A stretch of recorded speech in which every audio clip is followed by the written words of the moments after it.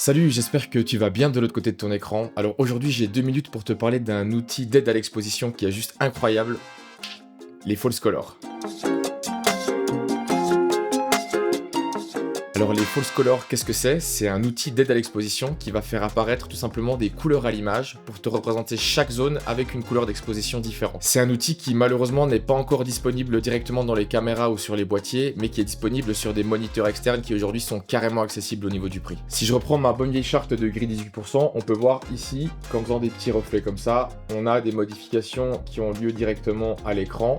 Et justement, ça me permet de te montrer à quel point on peut avoir des variations de luminosité sur chaque zone de l'image. Donc bien évidemment, si je retourne, ici on a du blanc, on a d'autres couleurs qui vont apparaître. Alors dans les normes, dans l'industrie, on a tout simplement des choses qui ont déjà été dites, des normes qui ont été mises, comme par exemple si on prend ici ce côté de mon visage, on peut voir justement des nuances de vert, de rose et de gris, parce qu'en général on dit qu'un visage doit être environ exposé à 70%, 70% pour mes amis français, il doit être exposé à environ 70% qui est égal à peu près aux peaux caucasiennes. En général ça varie entre 50 et 70 IRE. Dans tous les cas on aura toujours une petite échelle qui s'affiche avec pour savoir exactement à où est-ce qu'on en est. Petit tips supplémentaire, il faut savoir que si tu le souhaites, tu peux obtenir ça aussi en LUT pour l'incorporer directement à ton logiciel de post-production. Tu vas pouvoir l'appliquer soit en calque, soit en node directement en dessus de ton rush pour pouvoir te rendre compte justement de quelle exposition précise tu es sur ton image. Ça va pouvoir te permettre d'avoir un lien complet de la prise de vue jusqu'à la post-production. Voilà, je crois qu'on a gentiment fait le tour. J'espère que tu auras pu apprendre quelque chose et la semaine prochaine, on se revoit pour parler de ça.